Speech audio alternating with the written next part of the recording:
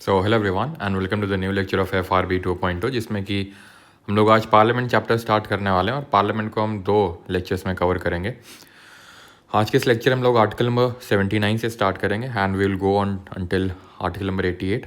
और एक चीज़ मैं आपको बता दूं कि स्टेट लेजिस्लेचर हम अलग से नहीं करने वाले हैं, क्योंकि जैसे कि मैंने कल हिंट भी किया था, अगर आप पार्लियामेंट समझ गए बस 19-20 का फ़र्क होता है। पार्लियामेंट और स्टेट लेजिस्लेचर में बहुत थोड़े से माइन्यूट से डिफरेंसेस होते हैं। नहीं होगा तो कल वाला जो लेक्चर होगा उसमें मैं आपको माइन्यूट डिफरेंसेस बता दूंगा क्या होते हैं, ठीक है। या तो साथ साथ ही करते चलेंगे क्या माइन्यूट डिफरेंसेस होते हैं। जैसे कि फॉर एग्जांपल अगर मैं बात करूँ, यहाँ पे लोकसभा है, यहाँ पे राज्यसभा है, ठीक है। वहाँ पे यानी स्टेट में लेजिस्लेटिव असेंबली है, लेजिस्लेटिव काउंसिल है उसकी जगह। तो एज सच बहुत ज़्यादा डिफरेंसेस नहीं है, बट बहुत ही माइन्यूट से डिफरेंसेस हैं जो कि आपको खुद से करना है, ठीक है। तो स्टार्ट करते हैं आर्टिकल नंबर 79 से। Article number 79 talks about the constitution of parliament, यानी कि जो हमारा संसद है। पहली बात तो पार्लियामेंट्री फॉर्म ऑफ गवर्नमेंट हमने कहाँ से लिया, किस कंट्री से बोरो किया, तो यूके से बोरो किया है, ठीक है। यूएस में किस फॉर्म ऑफ कौन सी फॉर्म ऑफ गवर्नमेंट है, प्रेसिडेंशियल फॉर्म ऑफ गवर्नमेंट है।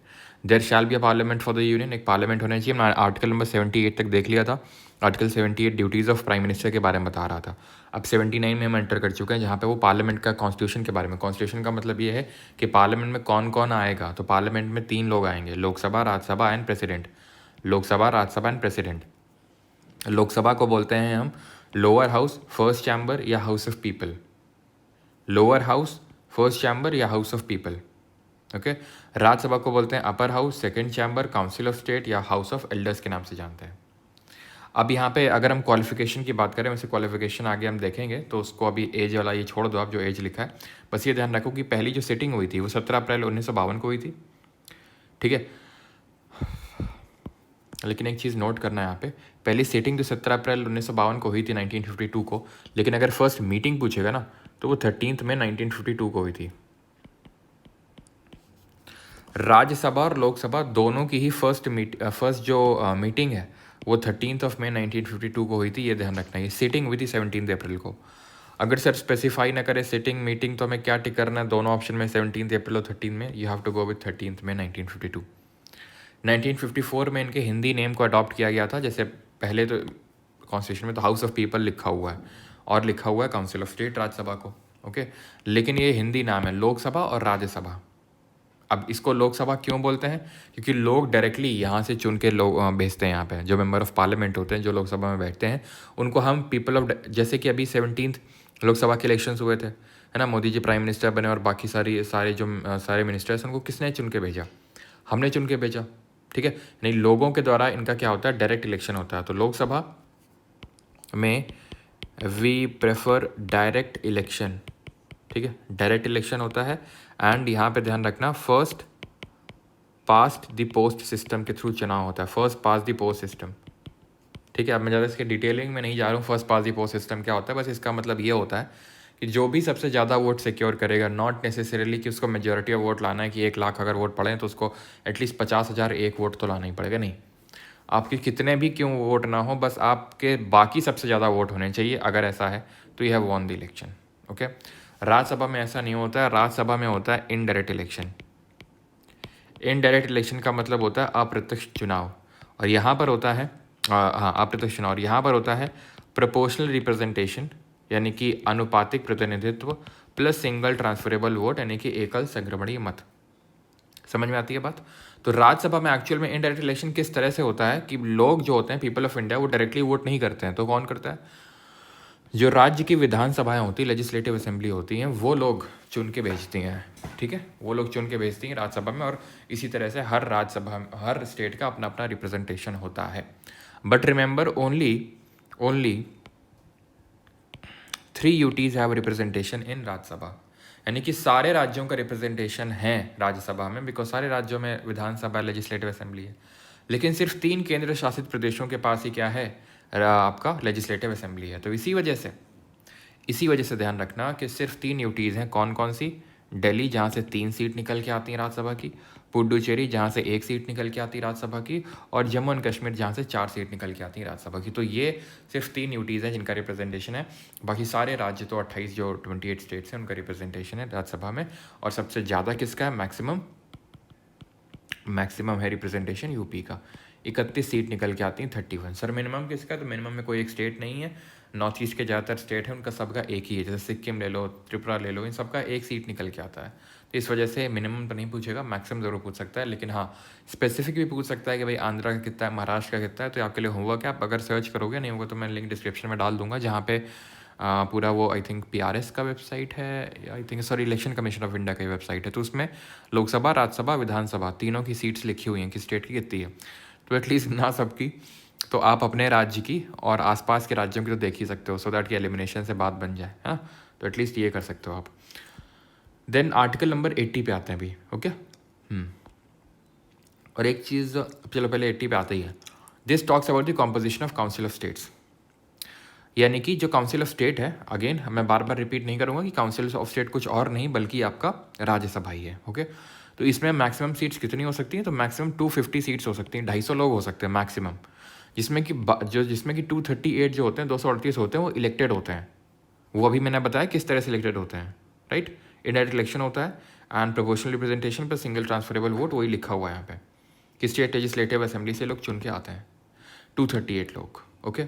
अब है क्या, पहले तो ठीक है 238, अब 12 जो होते हैं वो प्रेसिडेंट नॉमिनेट करता है। मान लो कि अगर कोई ऐसा है जो डायरेक्ट उस रूट से नहीं आ सकता, इलेक्शन के रूट के थ्रू,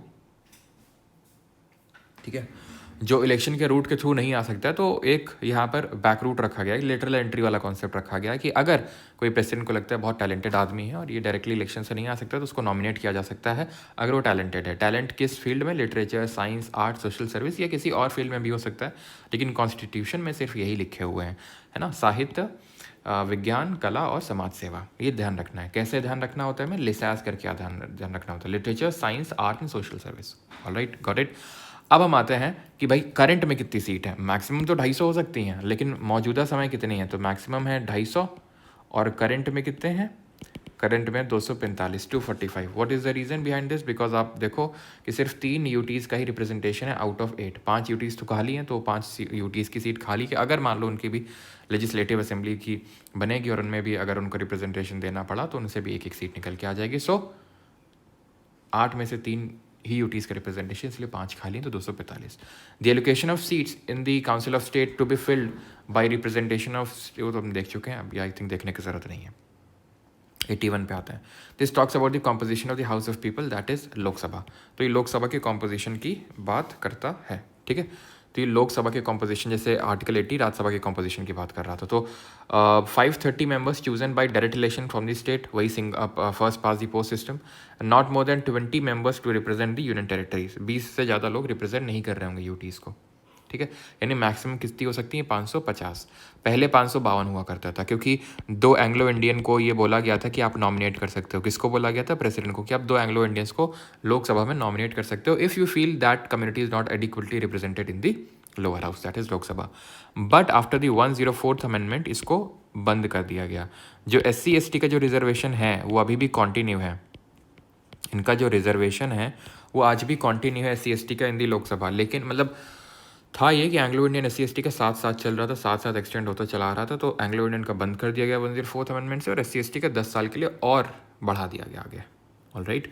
लोकसभा में, राज्यसभा में ऐसा कोई SC ST का रिप्रेजेंटेशन नहीं होता है। एंड लोकसभा में अगर मैक्सिमम सीट पूछ लेगा किस स्टेट की है, तो वही सेम अपना यूपी के आगे कोई बोल सकता है क्या, यूपी ठीक है। तो यूपी की 80 सीट्स हैं, ऑलराइट। और राज्यसभा में कितनी है, 31 है, okay. Number of seats in the House of People shall be allotted in such manner that the number and the population is same for all states, meaning हर वही, ठीक है, मीनिंग ये है कि इक्वालिटी हो, पैरिटी हो। पैरिटी का मतलब ये है कि ये राजस्थान है, ठीक है, ये MP है, ये UP है, तो भाई ऐसा हो कि अगर पॉपुलेशन के हिसाब से आए कि अगर किसी स्टेट की मान लो कि कहीं की 20 लाख पॉपुलेशन है और वहाँ से 2 रिप्रेजेंटेटिव है, तो अगर कहीं की 40 लाख पॉपुलेशन है तो वहाँ भी सिर्फ 2 नहीं 4 होने चाहिए, क्योंकि यहाँ जो आपने गणित लगाया है कि 20 लाख के लिए 2, यानी 10 लाख लोगों को एक बंदा रिप्रेजेंट कर रहा होगा, तो वही गणित यहाँ लगानी है। यानी कि गणित आपकी through out the territory of India वही होनी चाहिए। यानी कि अगर राजस्थान में 10 लाख लोगों को या 1 लाख लोगों को या फिर जितने लोगों को एक आदमी रिप्रेजेंट कर रहा है, एक रिप्रेजेंटेटिव रिप्रेजेंट कर रहा है, एक सांसद रिप्रेजेंट कर रहा है, तो उतने ही लोगों को यूपी, नागालैंड, त्रिपुरा, जम्मू एंड कश्मीर, बिहार, तमिलनाडु, हर जगह to maintain equality and to maintain the equality of vote of every single individual.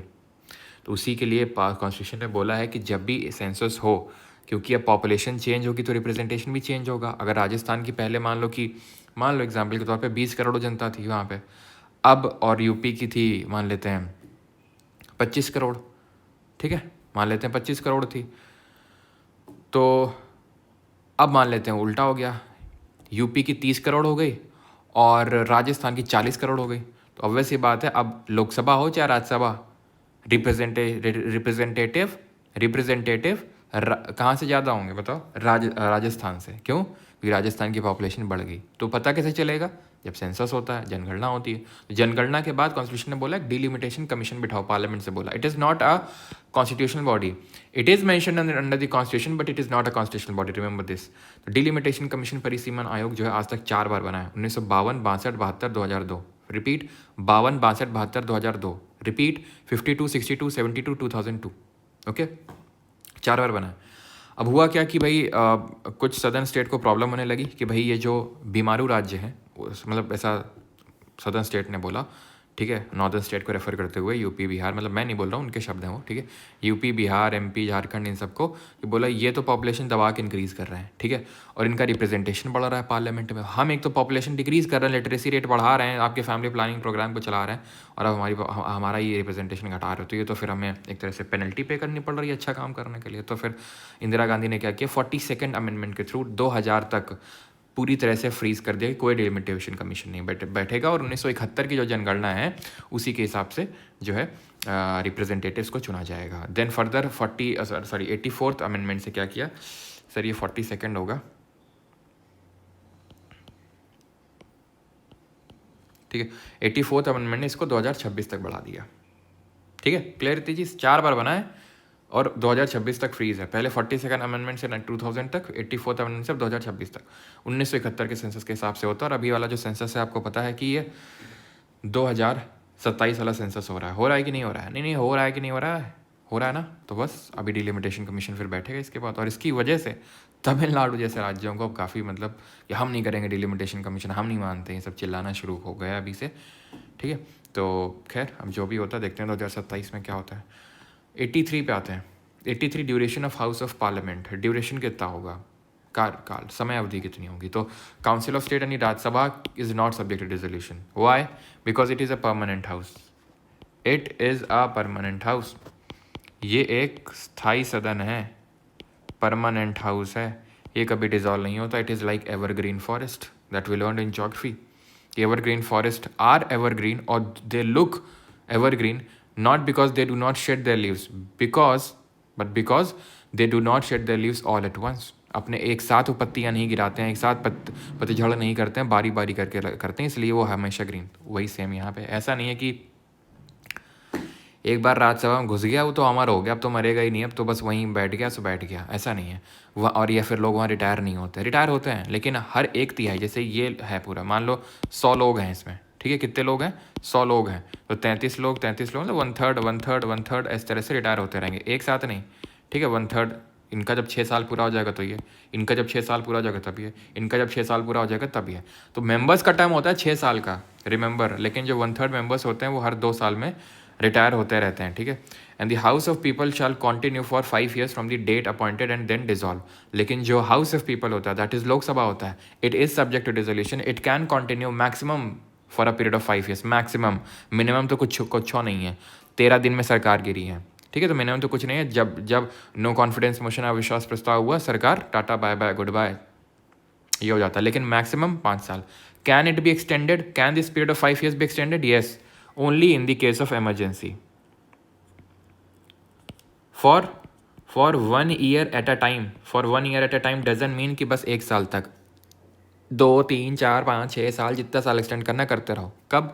अगर इमरजेंसी लगी है तो इमरजेंसी ख़त्म तो 6 महीने के अंदर आपको चुनाव करवाने हैं। और दूसरा, ऐसा नहीं कि इमरजेंसी लगी तो अपने आप एक्सटेंड होता रहेगा, अप्रूवल लेना पड़ेगा पार्लियामेंट से, उसने अप्रूव नहीं किया तो भी दिक्कत है। तो इमरजेंसी केस में 1 year at a time extend हो सकती है for any period of time. तो हमने क्या सीखा यहाँ से आर्टिकल नंबर 83 में, और आर्टिकल मेंशन यहाँ पे नोट करते चलना, आर्टिकल भी याद करते चलना, ठीक है। कहानी वगैरह तो जो होती है, खास बात ये होती है कि जो यूपीएससी के एग्ज़ाम होते हैं वहाँ पर आर्टिकल पे फोकस नहीं होता है, लेकिन आपके एग्ज़ाम में आर्टिकल पे भी फोकस होता जाता है, तो ध्यान रखना आर्टिकल भी याद करते चलना, क्रोनोलॉजी मेंटेन करके चलना, ठीक है। आंख बंद करके सोचो कि यार 79 में पहले हमने कॉन्स्टिट्यूशन ऑफ पार्लियामेंट पढ़ा, देन 80 में हमने राज्यसभा पढ़ा, देन 81 में हमने लोकसभा पढ़ा, ठीक है। तो 82 में हमने डिलिमिटेशन कमीशन पढ़ा, देन 83 में हम ड्यूरेशन ने पढ़ा। तो इस तरह से खुद आंखें बंद करके थोड़ा सा बार बार रिवीजन नहीं करेंगे तो सेटल डाउन नहीं होगा दिमाग में आपके, ठीक है। तो हमने ये पढ़ा यहाँ पे कि राज्यसभा का कोई टेन्योर नहीं होता है, उनके मेंबर्स का टेन्योर होता है। कितने साल का? मेंबर्स का टेन्योर होता है 6 साल का, ओके। लोकसभा का खुद का भी 5 साल का होता है मैक्सिमम, और उनके मेंबर्स का भी 5 साल मैक्सिमम। मिनिमम तो 13 दिन, 3 दिन, 2 दिन भी हो सकता है, 1 दिन भी हो सकता है, ठीक है। अब आते हैं आर्टिकल 84 पे। This talks about the qualification for membership of parliament. Qualification क्या होनी चाहिए? तो इनके पहले बात तो भारत के नागरिक हो तुम। फिर हो दूसरी चीज़ ये है कि council of state, that is Rajya Sabha के अगर लिए आप चुने जाने वाले हो तो 30 साल आपकी उम्र होनी चाहिए, और अगर लोकसभा के लिए तो 25 साल। इसीलिए for this reason only council of state that is Rajya Sabha को हम हाउस ऑफ एल्डर्स बोलते हैं। थोड़े से बूढ़े लोग हैं ना, है ना, और अपर हाउस बोलते हैं, सेकंड चैम्बर बोलते हैं इसको। तो इस तरह से पिरामिड से, इसीलिए मैंने आपको याद करवाया, ठीक है। Lok Sabha, Rajya Sabha, and this is your president. President is also an integral part of parliament because no bill can become an act without the assent of the president. यानी कोई भी विधेयक एक्ट नहीं बन सकता, कानून नहीं बन सकता जब तक कि राष्ट्रपति की सहमति न मिले। तो ये नीचे है तो लोअर हाउस, ये पहले मिलता है तो फर्स्ट चैम्बर, ये ऊपर है तो अपर हाउस, ये ऊपर दूसरे बार मिलता है तो सेकेंड चैम्बर। क्लियर है? अब आते हैं 85 पे। That this talks about the sessions of parliament and also about the prorogation and dissolution. Session क्या होते हैं? तो सत्र होते हैं। अभी जैसे कि अभी मानसून सत्र आएगा, जुलाई में मानसून सत्र आएगा। अब ऐसे तो है नहीं कि पार्लियामेंट हमेशा भरी रहती है, पार्लियामेंट में हमेशा लोग बैठे रहते हैं। काम भी तो करना है इन लोगों को, मतलब आराम भी तो करना है इन लोगों को, ठीक है।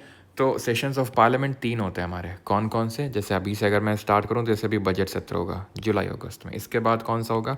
शीतकालीन सत्र होगा, विंटर सेशन होगा, जो कि शॉर्टेस्ट होता है of them all, and the longest in all, सब में लॉन्गेस्ट होता है budget session. Sir summer session नहीं होता है, बजट सबसे लॉन्गेस्ट होता है, विंटर सबसे शॉर्टेस्ट होता है।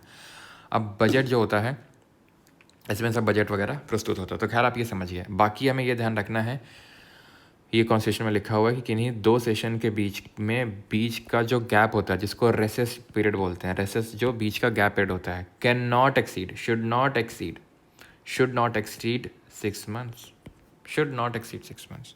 दैट मीन्स कि मिनिमम साल में 2 सेशन तो होने ही होने पड़ेंगे, ठीक है। बुलाता कौन है? बुलाता है राष्ट्रपति, president.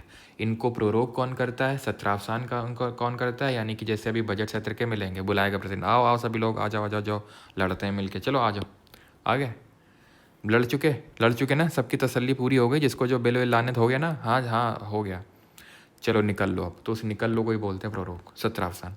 President may from time to time dissolve the house of the people. What is the dissolve?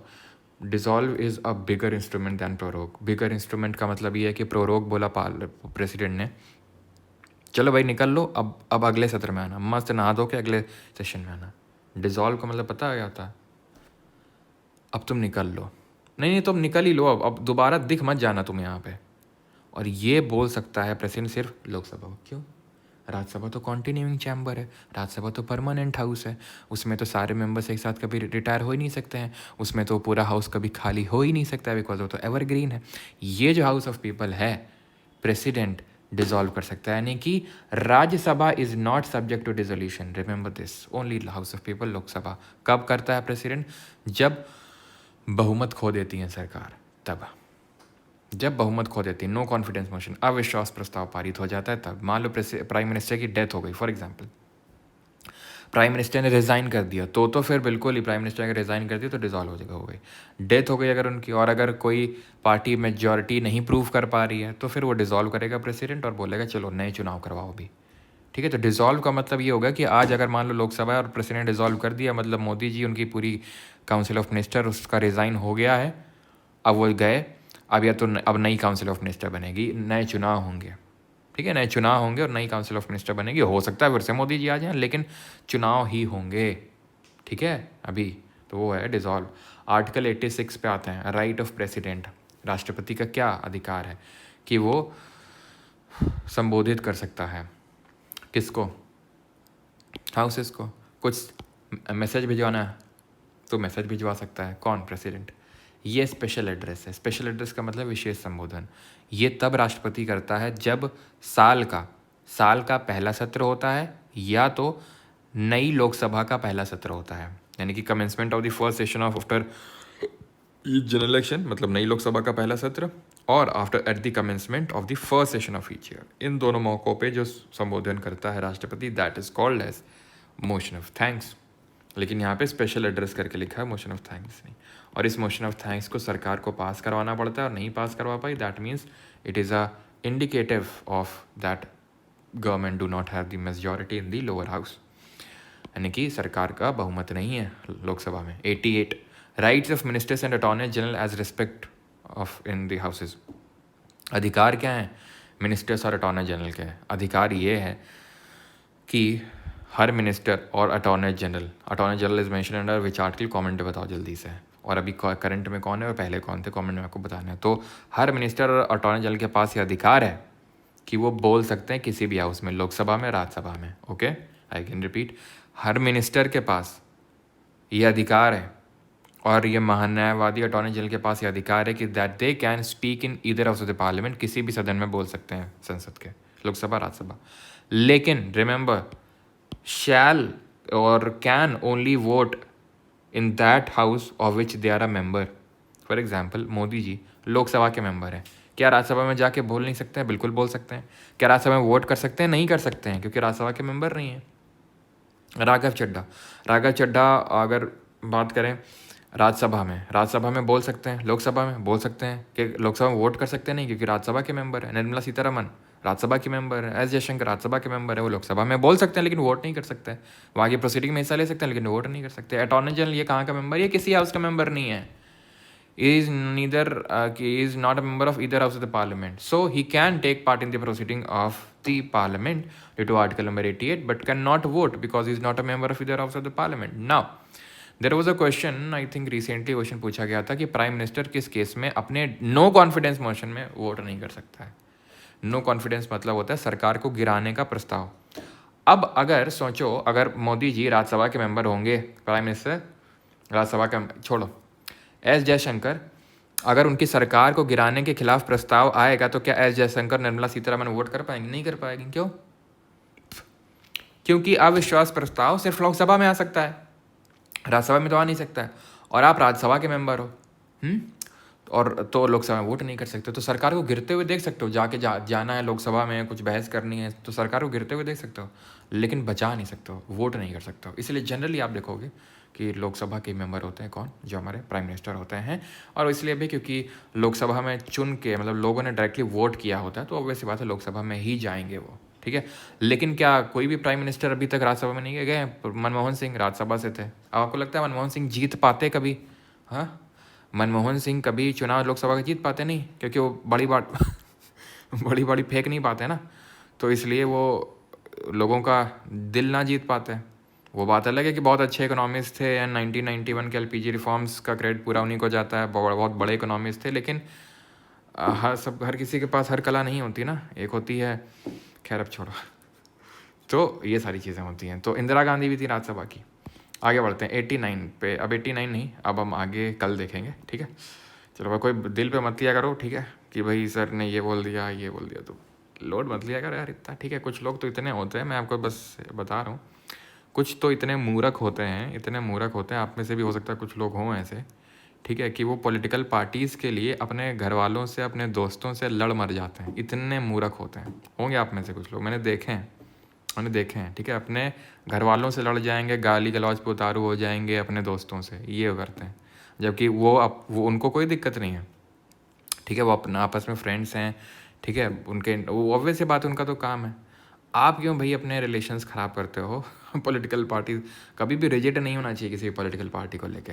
मुझे भी काफ़ी लोग बोलते रहते हैं कमेंट में, कभी कोई आएगा, अभी जैसे हो सकता है मैंने ये चीज़ बोली तो कुछ लिख देंगे कि एंटी बीजेपी। अभी कुछ कमेंट में भी जैसे वो वाला डाला था, कौन सा डाला था अभी, हाँ, स्मार्ट जियो पॉलिटिक्स, तो उसमें कुछ बोलने लगे थे कि एंटी कांग्रेस। तो मतलब चलता है, ठीक है। तो प्लीज़ रिजिड मत होइए अपने माइंडसेट में कभी भी, ठीक है। No one is nothing is black and white in politics कि ये पूरी तरह अच्छा या पूरी तरह बेकार, ऐसा नहीं होता। हाँ, कोई ज़्यादा अच्छा हो सकता है, कोई ज़्यादा बुरा हो सकता है, वो बात अलग है, लेकिन रिजिड मत होइए और अपने रिलेशंस मत ख़राब कीजिए इन सब फालतू की चीज़ों के चक्कर में, ठीक है। फालतू की चीज़ नहीं है पॉलिटिक्स, ठीक है। आपको पता होना चाहिए, शुड भी पॉलिटिकली अवेयर, बिकॉज बहुत इंपॉर्टेंट है कि आप किसको वोट दे रहे हैं, किसको सपोर्ट कर रहे हैं, बहुत इंपॉर्टेंट है। पॉलिटिकली अवेयर नहीं होंगे तो वोट कैसे देंगे फिर। लेकिन रिजिड मत होइए, है ना।